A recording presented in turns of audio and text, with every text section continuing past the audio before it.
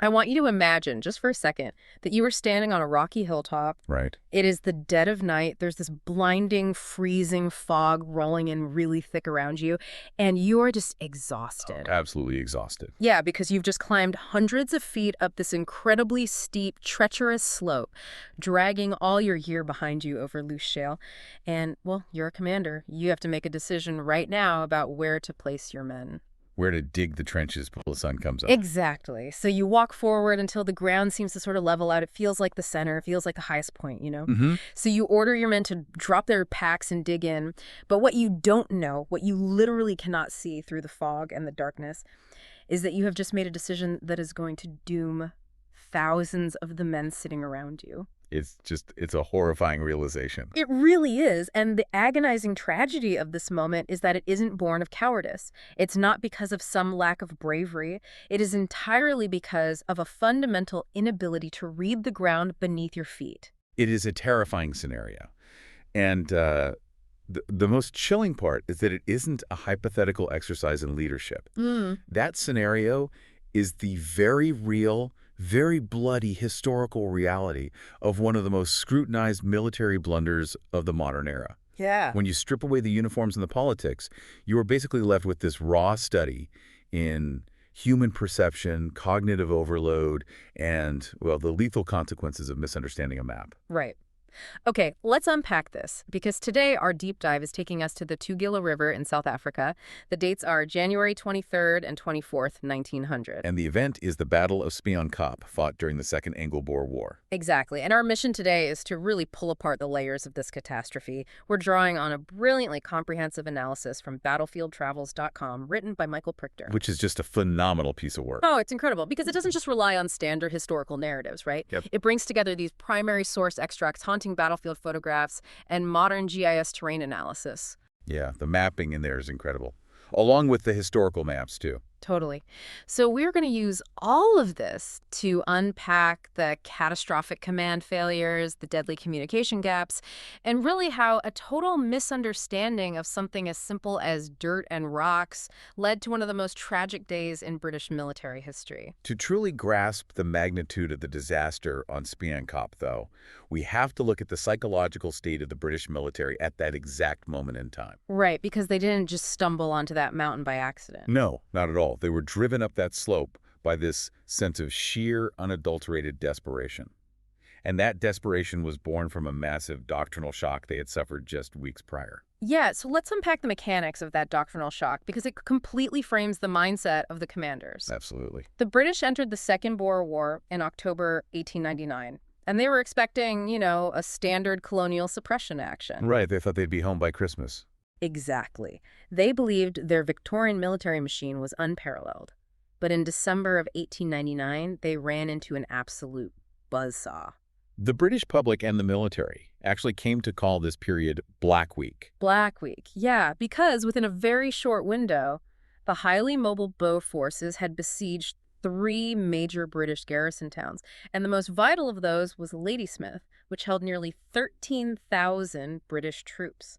That's a massive number of men to have trapped. It is. So General Sir Redvers Buller is sent out with this massive army corps to relieve these towns, but during Black Week, his forces suffered 3 humiliating consecutive defeats. And the psychological impact of those defeats, particularly the Battle of Colenso, it cannot be overstated. Colenso was a disaster. It really was. It sits right on to Tugela River. Mm-hmm.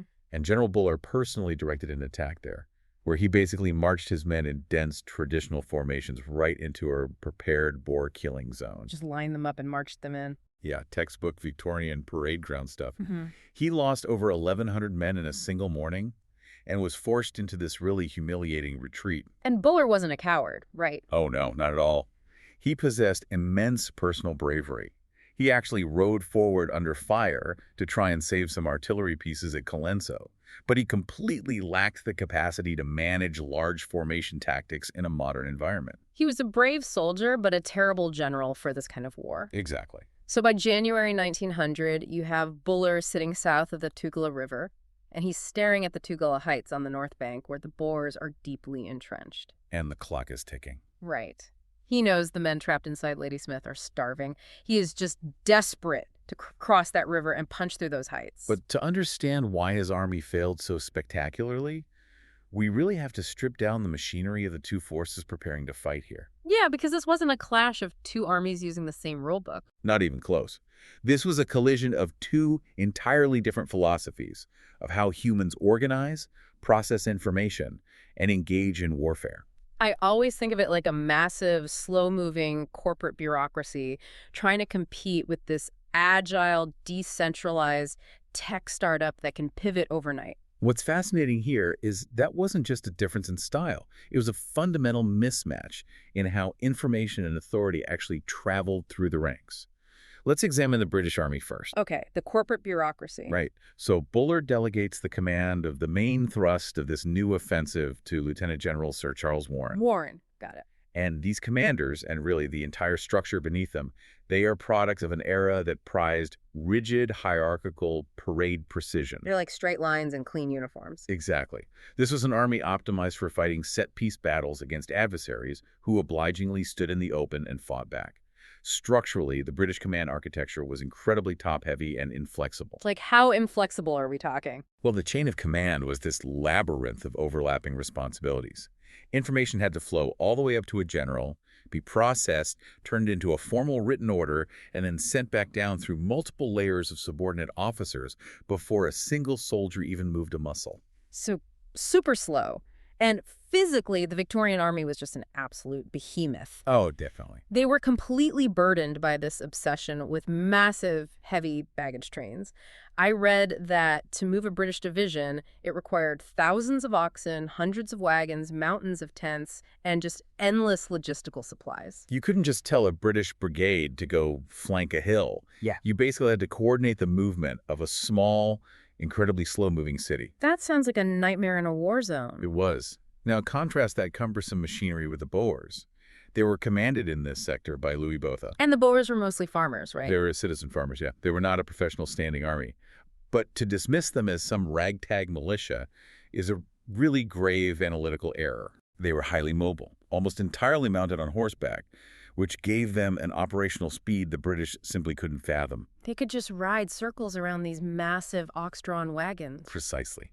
And technologically, they were armed with modern, smokeless 7x57mm Mauser rifles.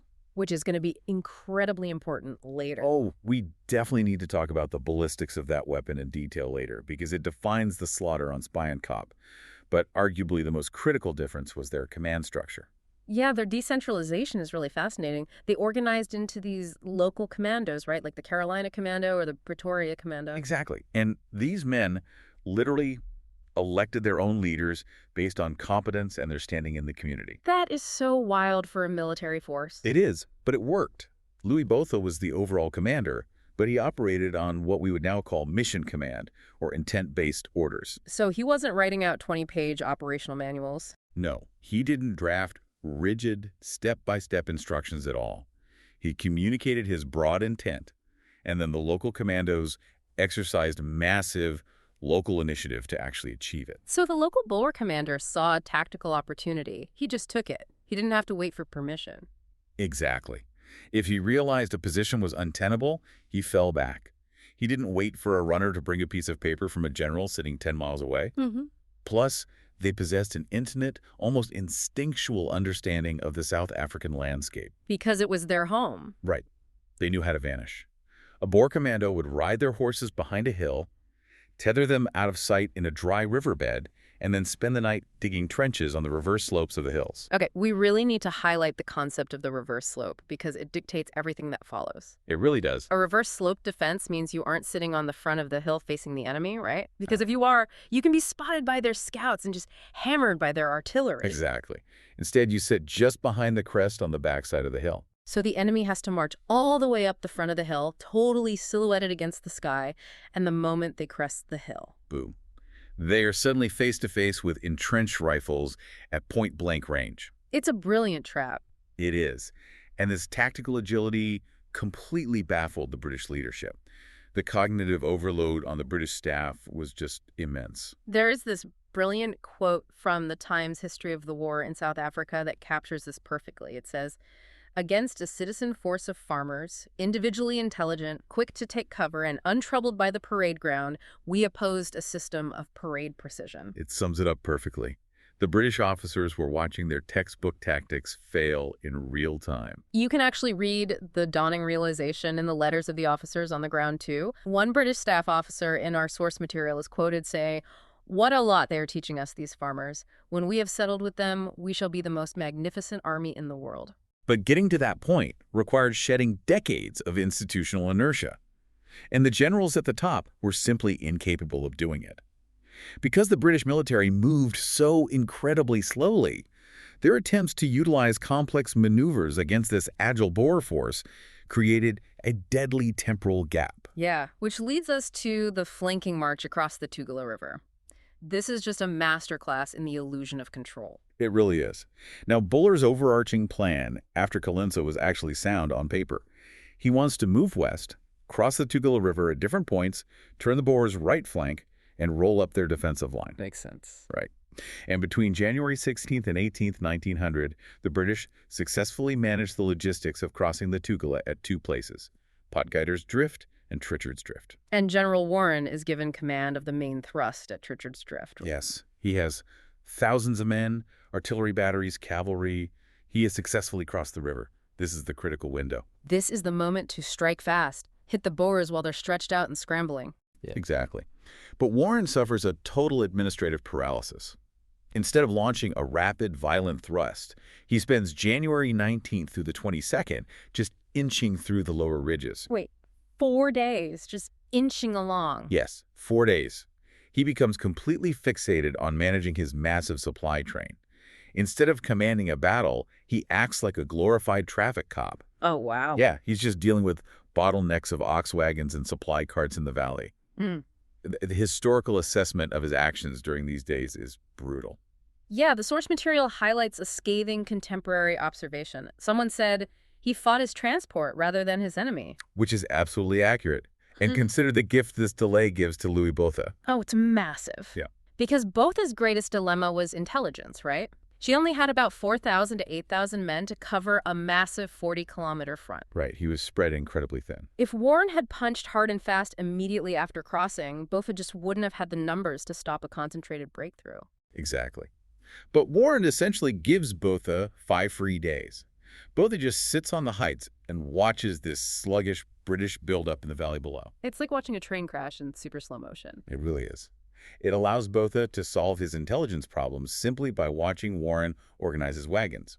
Botha uses those 5 days to shift his commandos, bring up his heavy Krupp and Crusoe field guns, and furiously entrench new defensive positions across the Tugela Heights. So Warren's delay completely neutralizes the entire purpose of a flanking maneuver, which is supposed to be speed and surprise. Exactly. And the brutal irony of this delay is that the British infantry on the ground were actually starting to figure out. Yeah, the soldiers themselves were adapting to the harsh lessons of Black Week, even if their generals weren't. Arthur Conan Doyle, yes, the Sherlock Holmes author, he actually documented the war, and he noted a distinct shift in how the British infantry moved during these days in the foothills.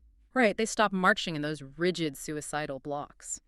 Doyle described them becoming an irregular fringe of crawlers, wrigglers, writhers, crouchers, all cool and deliberate, giving away no points in this grim game of death. The men had learned how to crawl and use microterrain to take cover, but their commanding general was too paralyzed by logistics to actually harness that newfound tactical skill. It's just so frustrating to read about. And this delay and lack of coordination completely neutralized the greatest advantage the British had, which was their artillery. Oh, the artillery situation was a nightmare.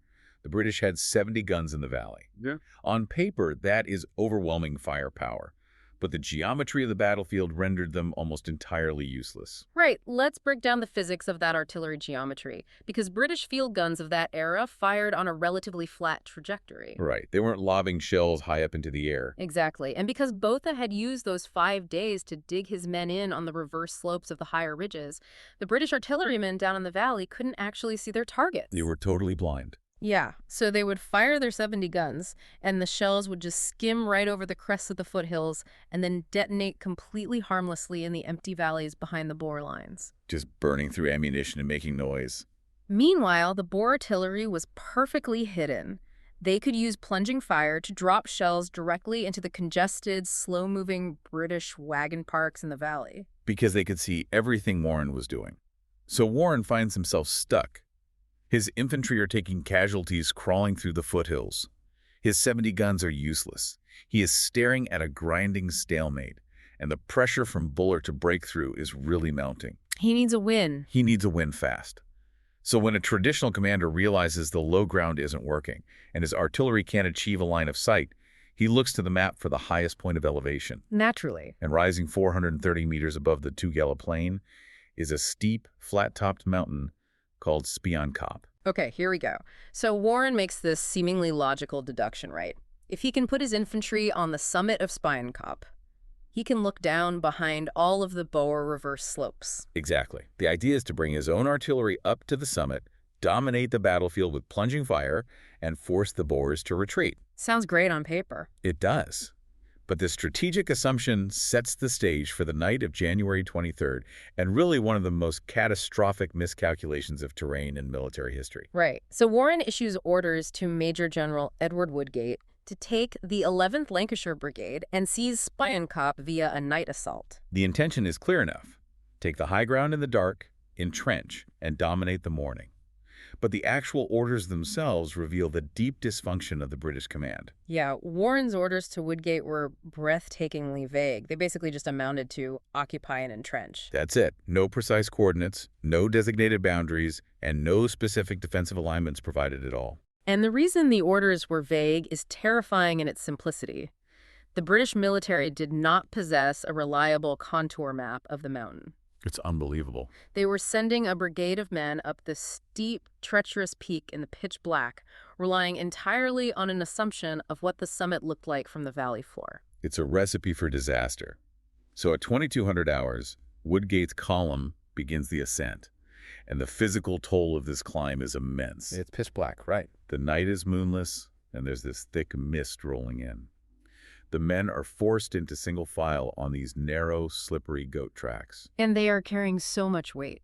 Each soldier is hauling his Lee Enfield rifle, an entrenching tool, a heavy pack, and 200 rounds of ammunition. It's grueling. Okay. It takes them nearly 6 hours of exhausting, blind climbing just to navigate this slope. Wow. 6 hours in the dark. Finally, around 0400 hours, the lead elements reach what feels like a plateau. Right, the ground levels out. Yeah, and they bump into a small group of Boer pickets. There's a brief flurry of rifle fire, and the Boers flee into the dark. And the British troops let out a cheer. They genuinely believe they have done it. They think they have seized the highest ground. So Woodgate orders his men to fan out and dig in. But this is where the geology of Spion Kop really turns against them. They aren't digging into soft earth.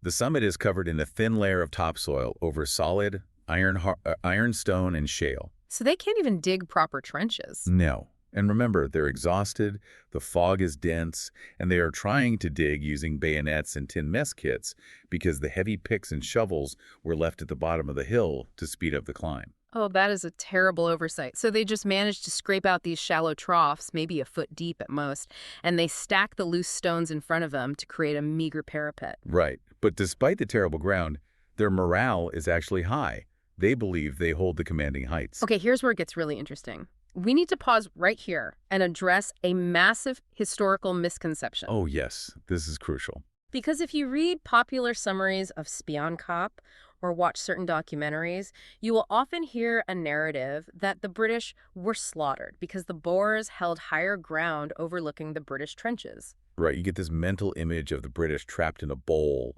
with Boers shooting down at them from towering peaks above. Exactly. But we need to be absolutely clear.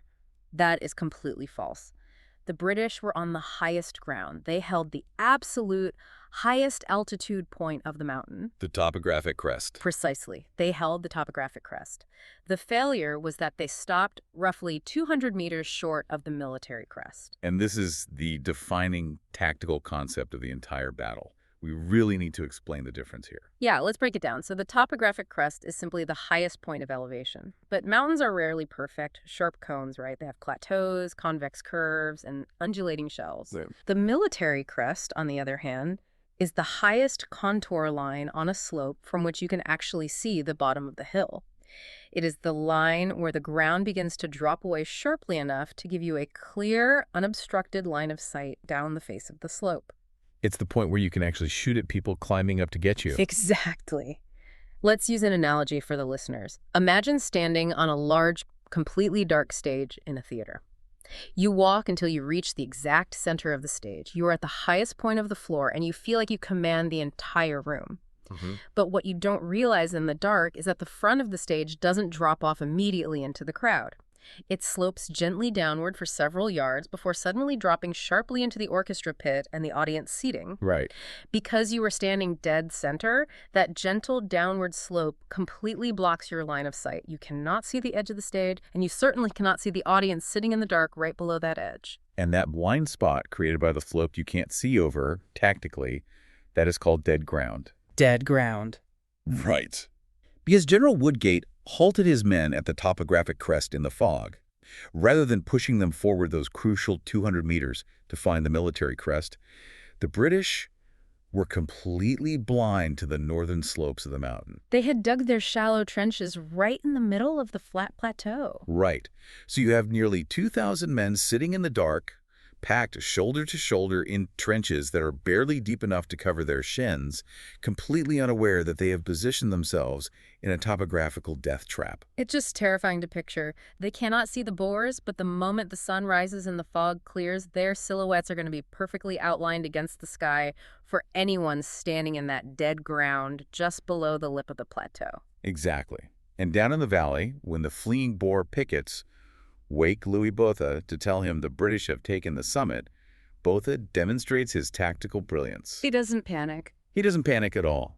He instantly conceptualizes the geometry of the mountain. He knows the exact shape of that plateau. Because it's his backyard. Right. He realizes that if the British haven't hauled heavy artillery up those goat tracks in the dark, and if they're just clustered on the flat top, they are incredibly vulnerable. So dawn breaks on January 24th. The mist hangs thick over the summit for hours, obscuring the disaster. But at roughly 0800 hours, the sun finally burns the fog away. And that's when reality sets in. General Woodgate stands in his shallow command trench. He looks out across the plateau, and the illusion of safety just evaporates in an instant. Because he sees that he doesn't hold the entire summit. Right. He only holds a portion of the flat center. And worse, he realizes the Boers have used the dead ground, that massive blind spot just below the military crest, to climb the mountain entirely unseen. The Boers practically assembled directly under the noses of the British, and because the British are stuck back on the flat plateau in their shallow scrapes, they cannot shoot at the Boers climbing the steep slopes without physically standing up, walking 200 meters forward into the open, and looking down over the edge. Which would be suicide. Complete suicide. But Botha's maneuvering was even more sophisticated than just pushing men up into the dead ground. He utilized two smaller neighboring peaks to the east and northeast called Aloe Knoll and Conical Hill. Okay, this is where the physics of ballistics turns the plateau into an absolute slaughterhouse. It really is. Because Aloe Knoll and Conical Hill were actually lower in elevation than the Spion Kop summit. Right. Which sounds counterintuitive until you think about the angles. Exactly. Yeah. Because of the flat geometry of the plateau where the British were clustered, Boers, positioned on those smaller peaks, had a direct line of sight straight across the flat surface of the British position. And this introduces the terrifying difference between plunging fire and grazing fire. Let's talk about plunging fire first. That's the artillery paradigm, right? Right. The Boers did utilize plunging fire. They had a massive 155-millimeter Crusoe gun, nicknamed the Long Tom, stationed on a ridge further north. The Long Tom. Yeah. And that gun was firing high explosive and shrapnel shells high into the air, dropping them directly down onto the densely packed British plateau. And because the British had failed to bring up any mountain guns or naval artillery of their own during the night, they had absolutely no way to counter battery that long, Tom. They couldn't shoot back. They just Yeah. had to sit in the dirt and absorb the explosions. But the artillery wasn't actually what caused the vast majority of the casualties. The true nightmare was the grazing fire from the Mausers. Yes. Let's look at the mechanics of the 7x57mm Mauser. This rifle fired a high-velocity, smokeless cartridge. Right. And because the bullet is traveling so fast, well over 2,000 feet per second, it has a remarkably flat trajectory. It doesn't arc heavily through the air like older, slower bullets. So grazing fire occurs when a bullet travels parallel to the ground, basically never rising above the height of a standing man for a really long distance. Exactly. And because the Boers on Ella Knoll in Conical Hill were firing from a flanking angle across the perfectly flat top of Spion Kop, their Mauser bullets skimmed horizontally across the plateau. And remember, the British trenches were only inches deep because of that hard shale. Right. So a Mauser bullet fired horizontally could pass right over the top of the meager stone parapet and strike a man lying prone. And if the bullet missed the first man, its flat trajectory meant it simply kept going parallel to the ground, ripping into the men clustered behind him. Wow! It just created a literal sheet of supersonic lead sweeping back and forth across the entire British position. The claustrophobia of this reality is just suffocating. You have roughly 1,800 British soldiers packed onto a plateau the size of a few football fields. If you stand up or even rise to your knees, you are instantly cut down by the crossfire. You cannot retreat, because the path back down the mountain is completely exposed to artillery. And you cannot shoot back effectively because the Boers on the flanks are hidden behind rocks, and the Boers attacking the front are tucked right under the lip of the military crest in the dead ground, firing upward. It's the perfect trap. And Lubota deliberately tightens the noose. He orders the Carolina and Pretoria commandos to press the attack directly up the northern face. Into the dead ground. Right. Now, his tactical goal here isn't necessarily to overrun the British trenches in one massive heroic wave. His goal is simply to pin them. Just keep them in place. Exactly.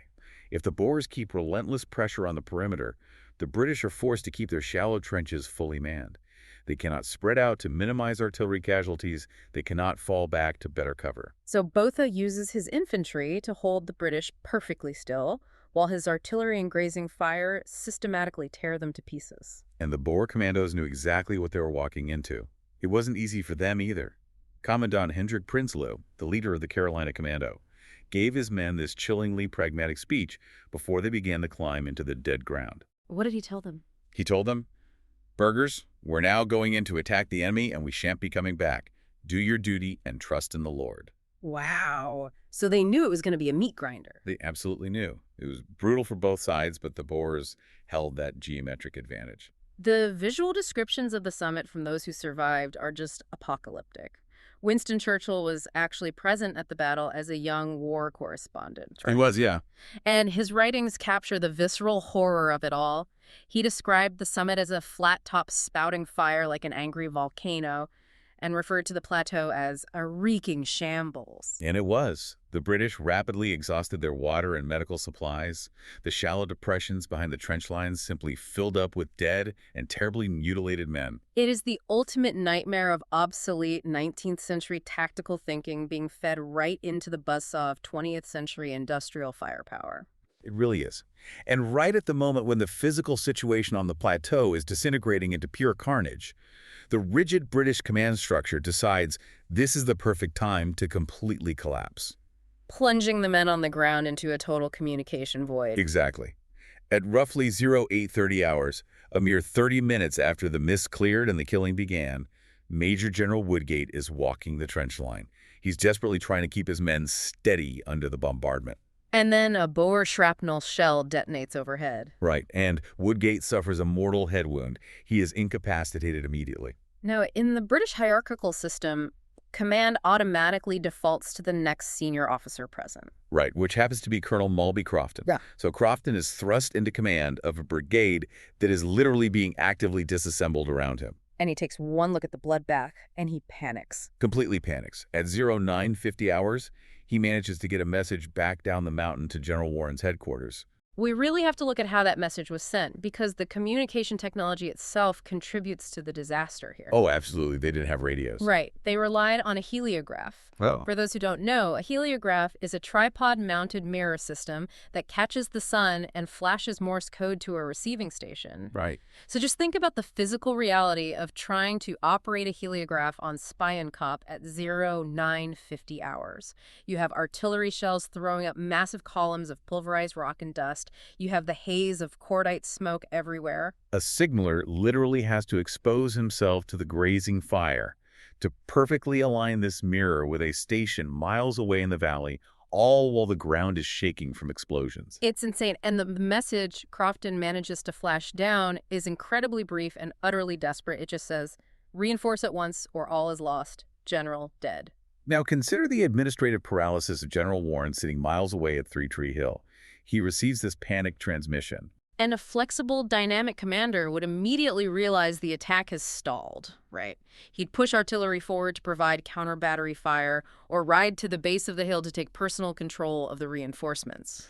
But Warren does none of that. Of course not.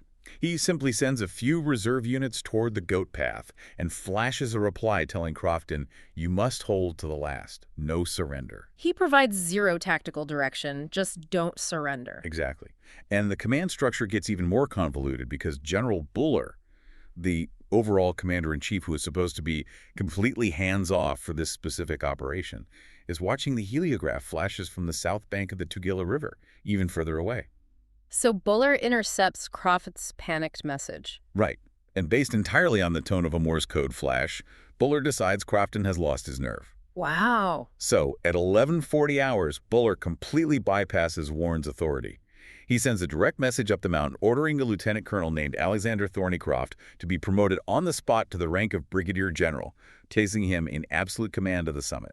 Okay, Thornycroft is a deeply fascinating psychological study in this battle. He really is. He commanded an irregular unit called Thornycroft's Mounted Infantry. He was a massive, physically imposing man, aggressive and hardened by frontier warfare. He was a fighter by nature, not an administrator. Right, so when the message arrives that he is now the supreme commander of the mountain, he is already utterly consumed by the worst of the fighting. He has a twisted ankle, he is covered in the blood of his own men, and he is physically dragging terrified soldiers back to the trench line to plug gaps. There is a cinematic, horrifying moment at 1300 hours that illustrates exactly what Thornycroft is dealing with. Yeah, tell them about that. The pressure from the Boer commandos creeping up from the dead ground becomes so intense that a segment of the British line, manned by the Lancashire Fusiliers, simply breaks. They just can't take it anymore. The men stand up, raise their hands, and attempt to surrender. Several Boers actually emerge from the dead ground to accept the surrender. And Thornycroft sees this happening through the smoke. Right. He limps forward as fast as his twisted ankle will allow, screaming at the top of his lungs. He points his revolver at the Boer commander and roars, "I'm the commander here. Take your men back to hell, sir. I allow no surrenders." And then he physically forces his own exhausted men back down into the shallow trenches to resume firing. It's incredible. That moment demonstrates his immense personal courage, but it also really exposes the devastating friction of command he is experiencing. Yeah, because Thornycroft is fighting a desperate, localized hand-to-hand action. His entire universe has shrunk to a 200-meter radius of screaming men, exploding shrapnel, and the deafening crack of Mauser rifles. He is totally blinded by the trauma of his immediate surroundings. He has absolutely no conception of what is happening on the broader battlefield. So what does this all mean? At 1430 hours, Thornycroft manages to get another heliograph message down to Warren, and he is pleading for the basic requirements of human survival. He reports massive casualties. He begs for water, which his men have been without for hours in the sweltering heat. And crucially, he explicitly tells Warren that if the British want to hold the mountain through the night, Warren must attack the Boer artillery. Because Thornycroft recognizes that his men cannot survive another day of plunging fire. He needs Warren to provide counter-battery fire to silence the Long Tom and the Krupp guns. And Warren's response to this desperate plea. Absolute deafening silence. It's infuriating. It is. Warren receives the messages in the valley. He reads them. but he transmits absolutely nothing back to Thornycroft for the rest of the day. No orders, no tactical updates, no reassurance that help is coming. He leaves his frontline commander completely adrift in a sea of carnage. How does an industrialized military leave its most critical battlefield commander completely in the dark for hours on end while his brigade is being annihilated? It happens because the rigid hierarchy had completely jammed. Warren was overwhelmed by the logistics of trying to push reinforcements up a single steep goat path. He was obsessing over the traffic jam rather than commanding the battle. And the psychological toll this isolation takes on Thornycroft is the fulcrum of the entire battle. Oh, absolutely. Mm. When a commander is severed from his higher headquarters, making decisions based purely on the localized trauma of watching his men blown apart in a confined space, his perception of reality becomes wildly distorted. And that distortion leads us directly to the turning point of the battle, a phase we really have to view through the lens of blind men fumbling in the dark. Because Thornycroft genuinely believes he's entirely alone. He believes the entire British offensive must be failing, that Warren has abandoned him to die, and that his position on the plateau is completely hopeless. But the unbearable tragedy of Spion Kop is that outside of Thornycroft's bloody, smoke-filled field of vision, the battle was actually swinging wildly in the British favor. It's the ultimate dramatic irony. The dynamic of the battle shifts because of an officer who actually ignores the rigid chain of command. Right. Earlier in the day, Major General Littleton, who commanded the British forces over at Potgieter's Drift, had received pleas for help from the units pinned down near Spion Kop. And taking personal initiative, Littleton launched an aggressive supporting attack against a set of hills known as the Twin Peaks, which sat just to the east of Spion Kop.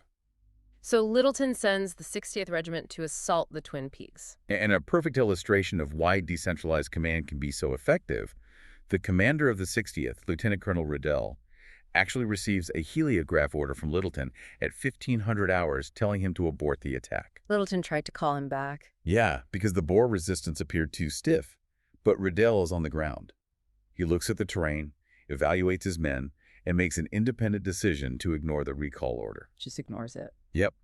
He pushes the regiment forward, and by 1900 hours, the 60th successfully drives the Boers off and captures the Twin Peaks. The tactical ramifications of this capture are massive. By seizing the Twin Peaks, the British abruptly eliminated several key Boer artillery and rifle positions that had been pouring that devastating enfilade fire into Spion Kop. But even more importantly, the capture of Twin Peaks severely threatened Louis Botha's left flank. We often mythologize the Boers as these stoic, invincible riflemen who never broke a sweat, but they were taking horrendous casualties too. Absolutely. The Carolina and Pretoria commandos have been fighting a brutal close-quarters battle on that steep slope for 10 hours. When word spread that the Twin Peaks had fallen, the Boer defensive line was genuinely on the verge of total collapse. Botha was desperately trying to hold it together. Louis Botha was riding furiously back and forth behind the lines, using every ounce of his charisma to stop a full-scale panic and prevent his commandos from abandoning the Tugela Heights entirely. So as the sun finally begins to set, the situation is incredibly precarious for both armies, but the strategic momentum has actually swung to the British. And down in the valley at the base of Spion Kop, General Warren has finally shaken off his administrative paralysis. Finally. He is organizing massive reinforcements. He has 1,400 fresh troops ready to climb. He has engineers equipped with sandbags to build proper, deep trenches on the rocky summit. And most crucially, he has naval guns and mountain artillery that are being disassembled so they can be hauled up the goat paths to provide the counter-battery fire Thornycroft begged for. Warren is finally providing the lifeline. But here we witness the ultimate fatal instance of the fog of war. Yeah. Warren is organizing all of this logistical salvation, but he utterly fails to communicate any of it to Thornycroft. He doesn't send a fast runner ahead of the slow-moving supply columns. He doesn't send a heliograph flash before the sun dips below the horizon. He simply assumes Thornycroft will blindly hold the summit until the reinforcements eventually arrive. Just put yourself in Thornycroft's mind at this exact moment. It's dark. He doesn't know Littleton has taken the Twin Peaks. He doesn't know the Boer commandos are exhausted and on the verge of breaking. He doesn't know Warren has fresh battalions and heavy artillery massing at the base of the hill. All Thornycroft knows is what he can see and smell in the gathering dark. A plateau overflowing with the mutilated bodies of his friends, men crying out in agony for water that does not exist, and the terrifying, absolute certainty that as soon as the sun rises again, the Boer artillery will resume the slaughter. He has been completely ignored by his commanding general for 12 excruciating hours. Now, Winston Churchill enters the narrative again here. Churchill, operating in a hybrid role as a courier and journalist, decides to climb the mountain in the early evening to assess the situation. And his written description of that ascent is the stuff of nightmares. He wrote about navigating the narrow goat track in the dark, having to step over 200 mutilated corpses just on the path itself.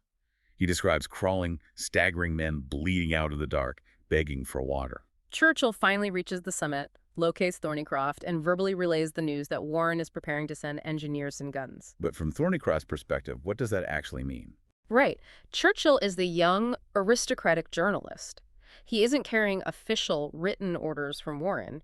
He is just passing on rumors of what he saw happening in the valley. Exactly. For a commander who has watched his brigade be systematically ground into meat for 14 hours while his general sat in silence, a verbal promise from a junior officer is nowhere near enough to counteract the profound psychological trauma of the present reality. This raises an important question about leadership. At what point does poor communication cross the line into outright abandonment? Because Thornycroft felt abandoned. He was operating in a total vacuum of official information. And trapped in that vacuum, overwhelmed by the sheer scale of the carnage, he makes a fateful, independent decision that seals the disaster. At midnight, Thornycroft gathers his surviving officers in the pitch black on the summit. He looks at the exhausted, shell-shocked men around him, and he makes his call. He says, better 6 good battalions safely down the hill than a bloody mop-up in the morning. He orders a full retreat. They're going to abandon the mountain they just spent thousands of lives trying to hold. And the tragedy of this decision becomes almost sickeningly physical during the descent. Thornycroft is leading his battered survivors down the dark goat track. And about 3/4 of the way down the mountain, he literally bumps into the lead elements of the Somerset Light Infantry coming up. The reinforcements. Yes. Behind them are the Royal Engineers carrying the sandbags. Behind them are the mountain artillery batteries. The help had finally arrived. And the officer commanding the Somersets hands Thornycroft a piece of paper.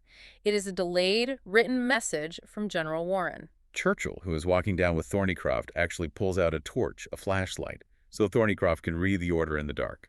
The note explicitly tells him to use the engineers to construct deep trenches, emplace the mountain guns, and hold the summit at all costs.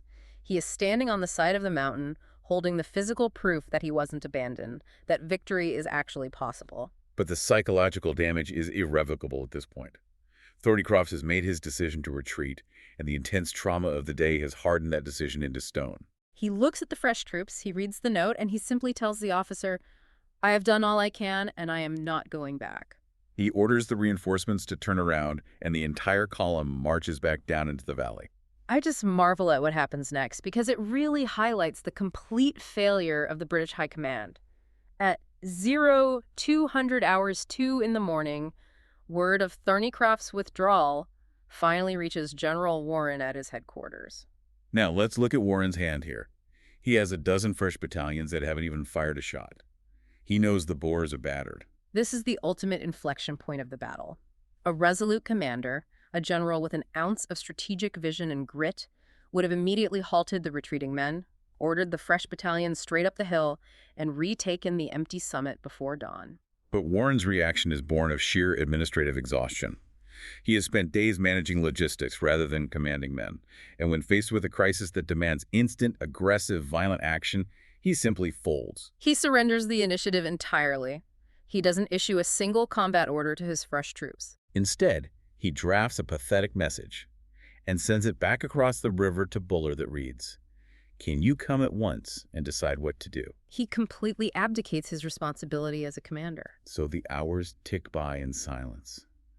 The bitter, freezing dawn of January 25th breaks over Spion Kop. And the Boer commandos, who have spent the entire night terrified that the British are going to launch a massive morning offensive supported by new artillery, cautiously creep up from the dead ground. They edge toward the military crest, fully expecting to walk right into a hail of Lee-Enfield rifle fire. And they find absolutely nothing. The shallow trenches are deserted. The summit is dead quiet, save for the moans of the severely wounded British soldiers who were left behind in the dark. The plateau is strewn with discarded rifles, blood-soaked blankets, and the bodies of the dead. A burgher from the Pretoria Commando later wrote of that morning, "We could not believe they had gone, for they had fought like lions." Just imagine being one of the British soldiers at the bottom of the hill that morning. You fought all day in a meat grinder. You watched your friends die in those shallow trenches. You withdrew in the dark, exhausted and defeated. Wow.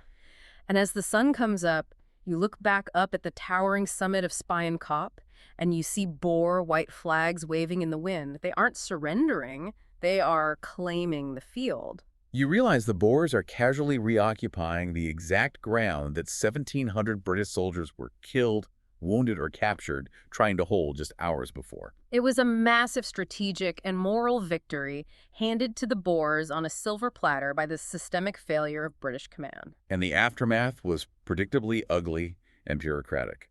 When Buller arrived, he actually sympathized with Thornycroft, publicly calling his retreat a wise discretion, given the horrific circumstances on the summit. Behind closed doors, the recriminations flew fast. Buller blamed Warren for his agonizing logistical slowness. Warren blamed Thornycroft for abandoning the summit without explicit orders. And back in London, the British public read the staggering casualty lists and realized with absolute horror that their magnificent parade ground Victorian army was fundamentally, structurally broken. It is a devastating, infuriating story to study, and it brings the lessons of this battle directly back to you. Spion Kop wasn't just a battle lost to the superior ballistics of Mauser rifles or the plunging fire of Boer artillery. Right.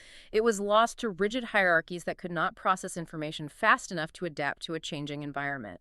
It was lost to a catastrophic failure to communicate vital, life-saving information to the people at the tip of the spear who needed it most.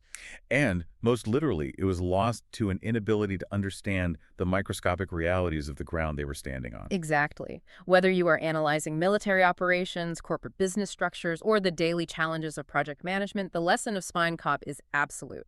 If you do not understand your microterrain, the actual nuanced, friction-filled reality of your operational environment, all the resources, manpower, and technology in the world will not save you from disaster. That is so true. And I want to leave you with a final thought to mull over. In our modern world, we are deeply obsessed with high-level data. We love executive dashboards, predictive analytics, and drone view metrics. We love to look at the topological map of our organizations from a safe, sterile distance. But if a leader today is only looking at that high-level data and systematically ignoring the military crest, the actual boots-on-the-ground, messy reality, where the real work happens, where the real friction exists, and where the blind spots are hiding, are they just blindly marching their own people up a modern-day Spion Kop in the dark? If the hierarchy insulates you from the reality of the front line, you won't realize you have walked into a trap until the fog clears and the firing starts. Well said. If you want to explore the incredible GIS terrain maps, the primary source extracts, and the full topographical breakdown of this battle, you can find the complete analysis at battlefieldtravels.com. The ground always has a story to tell, if we are willing to learn how to read it. Until next time, keep thinking about the ground.